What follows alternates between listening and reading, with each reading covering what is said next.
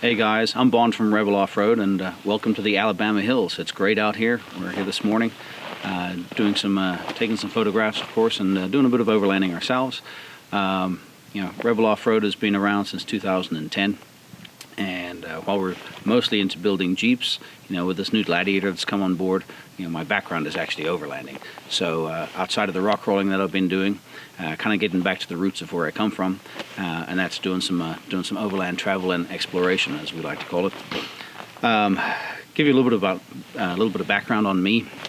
I didn't grow up out here. That's why I have this funny accent.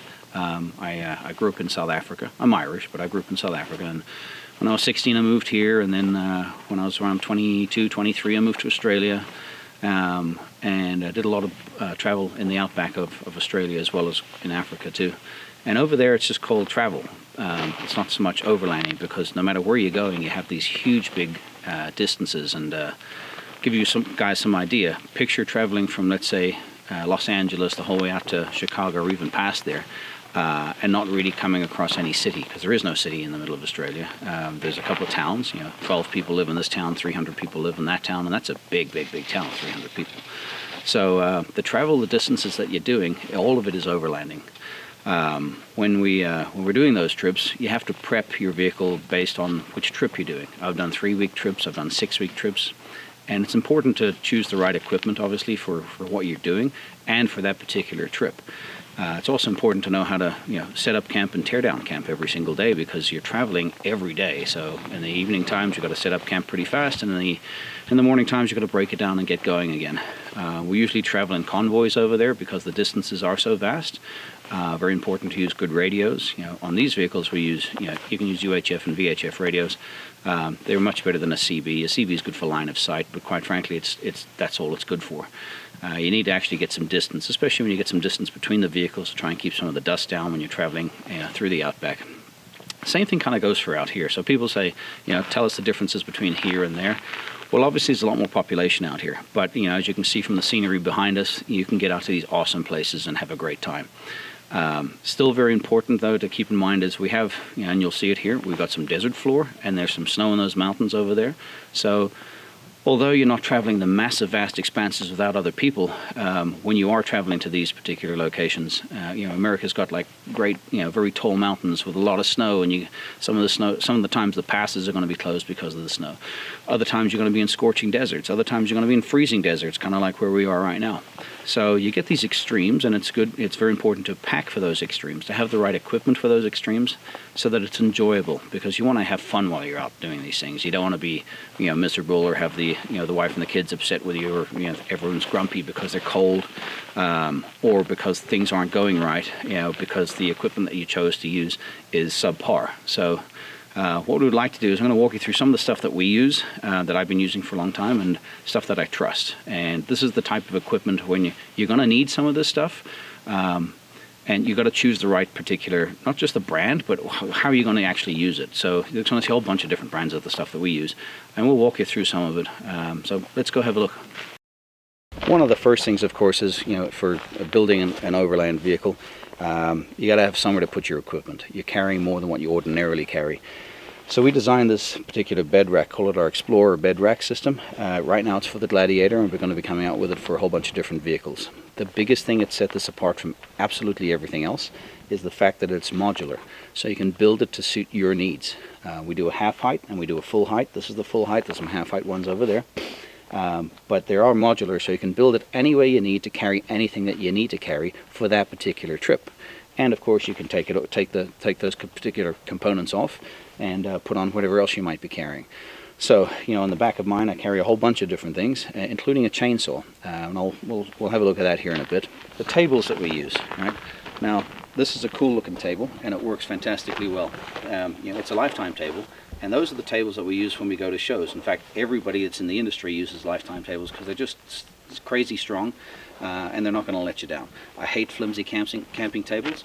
For the most part, you're trying to cook, the stuff's moving around, you knock it over, etc., etc., etc. These things here are nice, they're sturdy, they're solid, and it has a fold-out piece on it as well that you can actually put your barbecue on, or whatever you're cooking on. your stove, etc. So it goes from a 4-foot table to about a 7.5-foot table, and it's got places for you to do things. You know, you can hang your trash bag on there. That's what this particular piece is for. You can put your roll of paper on there, paper towels, etc. So you're all set up ready to use the stuff. When we look at what we use over here, this is thing's called a scuttle, and a scuttle is a great thing to cook on. I know it looks a little bit different, but the way the scuttle works, this is actually off of a disc harrow is how it came about. It's a South African invention, sold here in the States. Yes, of course, all the stuff here we do sell it, but that's not what this is about. This is about using the right products. What's great about the scuttle is it's going to give you the heat in the middle, and it's a huge big cooking surface, so you can cook lots of different things all at the same time. I mean, last night we were cooking up a storm with these two, but you can cook your meats in the middle, you can cook your vegetables around the outside, potatoes, etc. So you got a very large surface area here out of a very small device, and it folds up nice and small. It comes in a nice bag. It's a rubberized bag, so it can handle the abuse. So when you're choosing items, for what you're doing, you got to choose the stuff that's going to work for you. What works for us, of course, when it comes to transporting all of our equipment, and I'm just talking about our camping stuff. Right, we use Pelican cases. Why? They're the best name in the industry. They're the strongest, and that's what you need. For us, we know that our stuff is going to get there. It's not going to be smashed, etc., etc., etc. I mean, this cooler that we're looking at over here, they claim it to be bear-proof, so that's a good thing. We tested it. We kept icing it for 2 weeks. I mean, this thing is fantastic. You know, we'll be using the ice over the next few days. So we have fridges as well, but there's nothing like having a bunch of ice on board or keeping additional foods cold. That's why we choose Pelican. Super strong, and I mean, when we open up these things, I'll show you what we keep inside. It's just our camping gear. Some of our dry foods, I keep them inside of my Pelican cases. It's got seals on it, so you're not going to be getting any dust inside there. Same thing with like my sleeping bags and stuff. I put them on the roof of mine, and I don't want them in the back just getting covered in dust as we're traveling in convoy, so they go inside of my Pelican cases. When it comes to like transporting water, we use Rotopacks. Fuel and water we always put in a Rotopack. A couple of things about the Rotopacks is they're 2 gallons. You can put them together, but 2 gallons is very easy and manageable, very easy to pour. You know, it's built right. So when we're traveling and we're using these products, we want to have them so that it's very easy for anybody to pick up and use. You know, the kids can pick them up, your wife can pick it up. Same thing when you're fueling a vehicle. If you're trying to hold a big 5-gallon jerry can and it's a pain in the rear and it's metal and it's spilling, it's a royal. I mean, the stuff's going everywhere. It's a mess. Instead, with a Rotopack, 2 gallons, in it goes to the fuel tank, grab the next one, and they're so much easier to transport. It's not just about transporting them though, but if you have a look over here, they mount, and you can stack them. A bunch of our other vehicles over there behind us have got them as well, but they're stacked. So you can stack them up as long as you want. You can stack them lengthways, and this is a storage one. Some of them are for fuel, some of them are for water. This particular one's for storage. I keep my air up tools inside of here, and this is one of my air up chucks. I run an air up chuck on either side of the vehicle. I just plug it in. I can blow up my air mattress, but most importantly, I can blow up the tires. You know, I use an A/B twin compressor. It's the best one out there. It's nice. It's super powerful, and I run it off my air lockers as well. My air lockers run off of that too. But when it comes to blowing up 40-inch tires, you got to have a compressor that's going to be capable of doing the job. And usually, if we're traveling, I end up having to blow other people's tires up too, because mine will get done. Their compressor that they bought, a cheap and nasty one, is giving up on them, or it's just taking too long. So, other things that we always travel with, axe and a shovel. Now, I actually carry a couple of different size axes, but the little handheld axe is great, a little hatchet, and then a bigger one for chopping. Sometimes I'll also carry a log splitter. But, you know, this is shovels. You use it for everything. Digging a hole for fire, digging a hole for when you're going out in the bush and you need to use the restroom. So get yourself a good one. Get yourself a good axe as well. Buy the right stuff. I can't emphasize this enough. If you buy the right stuff, you're going to be happy. You cry once because it's costing you a little bit more, but better than crying in the future because it breaks when you're out trying to use it. In the back of this thing, I've got a Dometic fridge. It's on a fridge slide.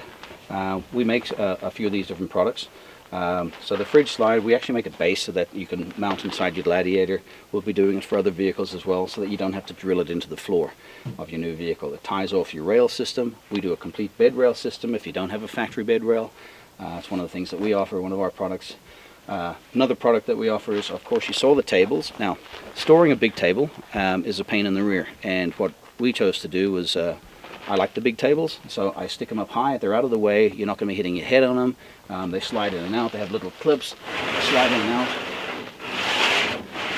and they work fantastically well. Instead of having this thing bouncing around on the inside, we like to strap everything down because, you know, yesterday we were going a little quick and managed to catch a little air on this Jeep. So, other things that we choose to use, this one's got a high lift jack on the inside, and again, it's totally modular, so you can set up the inside exactly how you want it. You know, I've got a high lift jack on the inside of this one. This is my propane tank, and then I carry my my chainsaw over there. Now, I use an electric chainsaw. Why? Well, inevitably I'm going to the mountains. So if you have a gas-powered chainsaw, you have to tune it for the altitude that you're going to be at. And I have a gas-powered one, but quite frankly, the electric one I don't have to tune, I can just run it. So if I'm going to different altitudes, it's good to go. I carry a spare battery. You can plug it into the port in the back of your Jeep. You can to charge it up the batteries. You can also run an inverter to charge it up. But I mean, this is the right way of doing it, so that you don't have you have the right equipment on board, so that when you get trees down, and that's happened to me many times. A tree is down, and I got to cut it down so I can get it out of the trail. I mean, one time we were stuck using an axe. Didn't have the chainsaw with me, and it took us about 4 hours to cut through this tree with an axe just so we could keep going.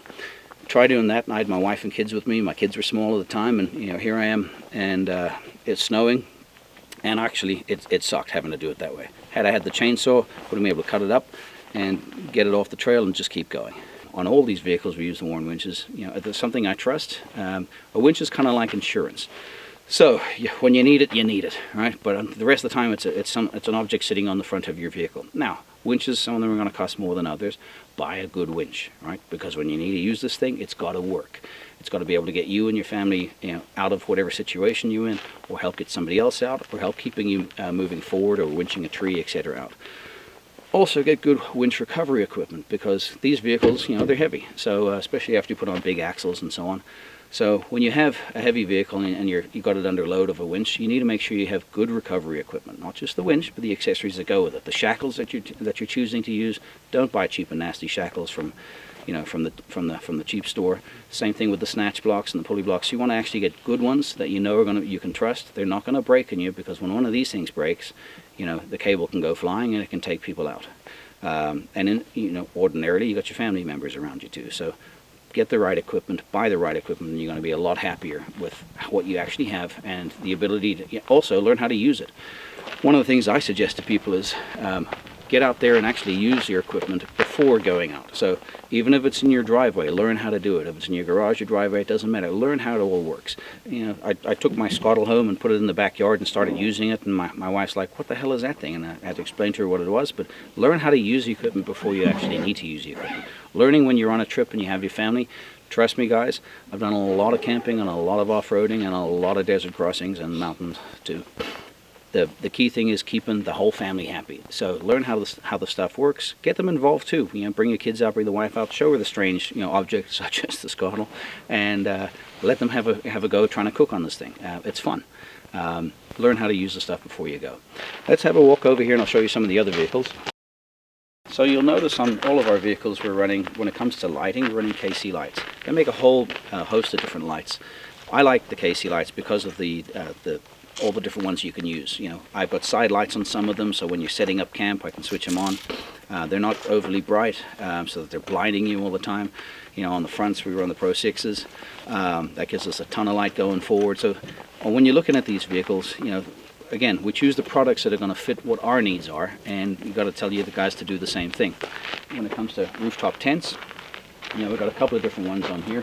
This is the Tepui tent, also has the Tepui awning, and that one over there is called the Roam tent. They're different sizes, there's different levels of insulation, there's different prices when it comes to these things. But keep in mind, when you're buying something, cry the first time because it's expensive, but after that you're happy. Evan slept in this one last night and he was nice and toasty. Every time we've come out here or when we go places, he's sleeping inside of this thing, you're nice and you're warm. Also, they offer other things like an insulation cover that goes on the inside, covers up the entire inside to keep you even warmer. Now, last night it was probably, I don't know, it's in the 30s, probably in the high 30s, but it was pretty chilly. But Evan still wouldn't put that thing up because it's too hot inside there when you put it on. They do have other features like skylights inside them so you can stare at the stars in the middle of summer, etc. But get yourselves, if you buy a cheap and nasty one, it's not going to work, or it's going to work one time and then you start breaking zippers and everything else, and then you get very frustrated with it. So spend the money the first time around and buy the right stuff. You know, these rooftop tents, they work fantastically well. Have a look around the back and I'll show you some of the other things. This is a Tepui awning. There's lots of different awnings out there. ARB does some great ones as well. Obviously we sell all those stuff too. When you go to our site and you're looking at these products, what it boils down to is we're selling the products that are going to work. You know, people say, how much is this, how much is that? Quite frankly, I don't know the prices of most of the products that we sell. I know what's going to work, so that's kind of priceless. You know, when I'm speaking to a customer and they say, hey, you know, how much is this, how much is that? And I'm like, the guys inside will know, but I actually don't. So this is the stuff you're going to need. Again, here's our awning. It's going to cover us up in the sun, and when the sun's out. Same thing, Dometic fridges. You know, on some of them we run air systems. Actually, on all of them we run air systems. But how we choose that air system, you know, this is a power tank. A huge fan of the power tanks. Why? You can take it out, you can run air tools off of it. You know, a regular compressor like I have on the other one, you can't run air tools off of it, but you can run air tools off of a power tank. You know, you can take them and have them filled. They're about, I think, 12 or 14 bucks to fill. But yeah, these are fantastic.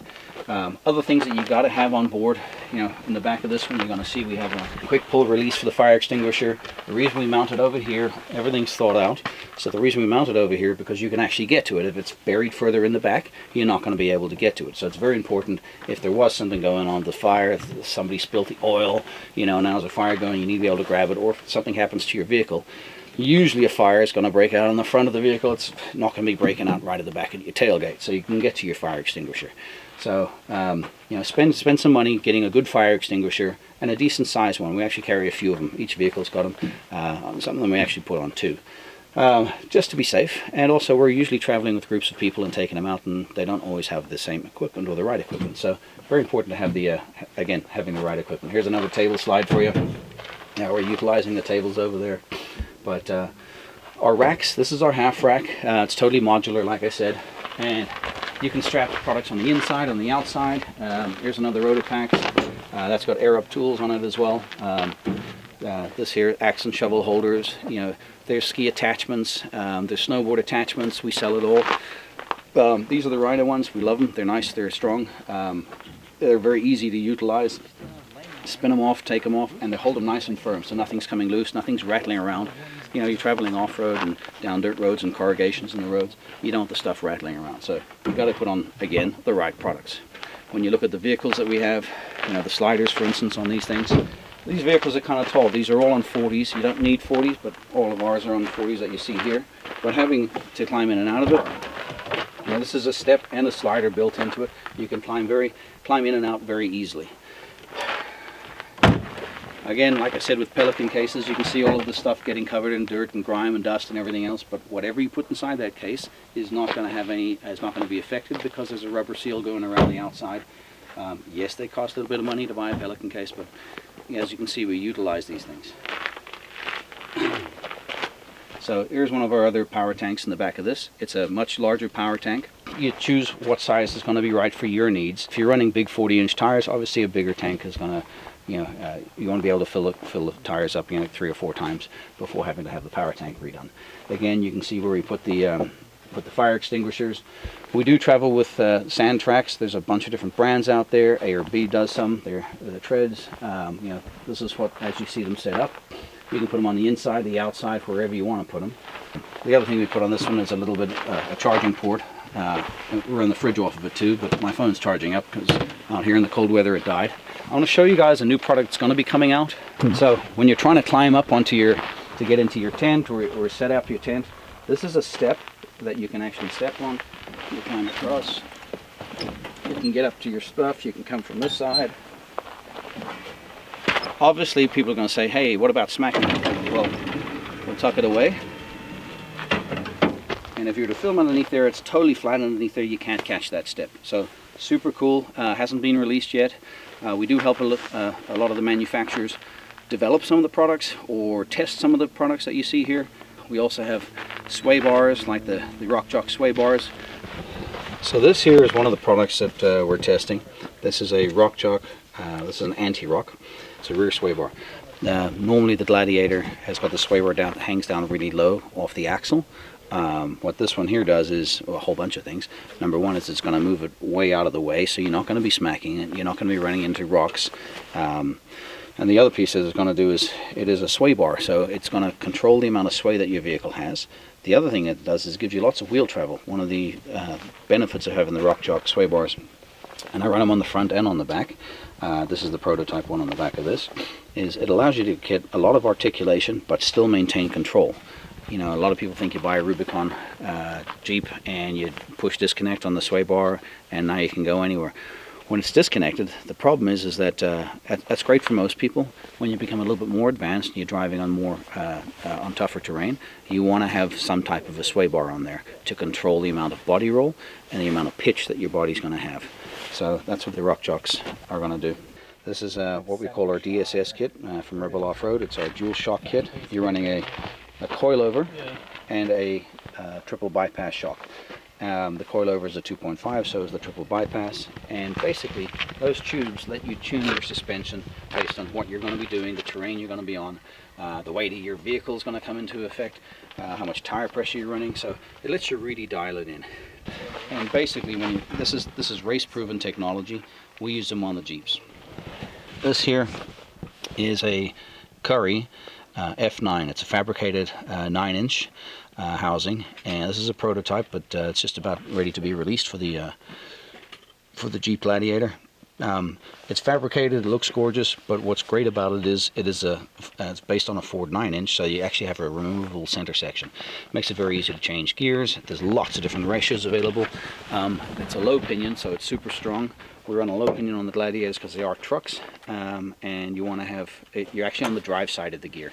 High pinion rear ends, you know, that we use in rock crawling, you're on the coast side of the gear, the back side of the gear. So the Ford 9-inch here, being a low pinion, is just super strong and very serviceable. That's the other key. Very serviceable. Have a look around the front here. So when it comes to lighting, we choose the KC lights for our applications. They have so many different lights available, and you know, we do sell other brands too, Rigid, etc. On this particular one, I'm using the KC lights. These ones here light up your camp area. They're adjustable. They're not crazy bright. They're nice and broad beam. So choosing the right light's pretty important for what the application is. These are broad beam lights. They're not designed to be driven with. They're on the sides, lighting up our camp area. Or even if you're trying to find camp, you know, and it's late at night, I can stick these on the sides, and it's actually really helpful to say, oh, there's a great spot. I can set up my tent there. I can set up our kitchen here. And then once you are set up, I just leave these lights on. They don't draw much power. They're all LEDs these days. Yeah, on the front of the vehicle, I run A-pillar lights and then the lights on our roof racks. I set up the lights based on what I need. So those ones are going to be longer distance. The two on the hood, I actually like to run long distance as well. These are fog lights, so it's going to be, you know, when I'm driving in fog, going up to the mountains, or in snow, you want to have the light down low with a nice cutoff. These have got a very good cutoff so that you don't get the light coming up and reflecting off the snow as you're driving. Depending on where we're going, sometimes I'll run some other lights depending on what the setup is. I'll be running some other lights. So we use fogs, we use driving lights, we use medium distance lights, and we use long distance lights based on what the needs are for that particular application and how often, you know, you're going to be going to those particular locations. These are products that we're testing. We'll see how well they work, give our feedback on them, because manufacturers choose to do this with us, obviously because we use the vehicles, and we use them pretty heavily. You know, as I said, we poured a little bit of air in my one yesterday, and but yeah, we're having a bit of fun with them too. That's about it, guys. I would say do the right thing when you're out. Of course, you know, again, pick the right products. I didn't want this to come across like I'm trying to plug a bunch of companies, because I'm not. I'm sharing with you guys the products that I use and that we at Rebel Off-Road use when we're going out, because we chose those products because they work. They're tried and tested, and we also get to test them as well. So that's why we choose these things. So enjoy yourselves when you're out there. Get the right stuff. Have a good time. And yes, all of that stuff, yes, you can get from Rebel Off-Road.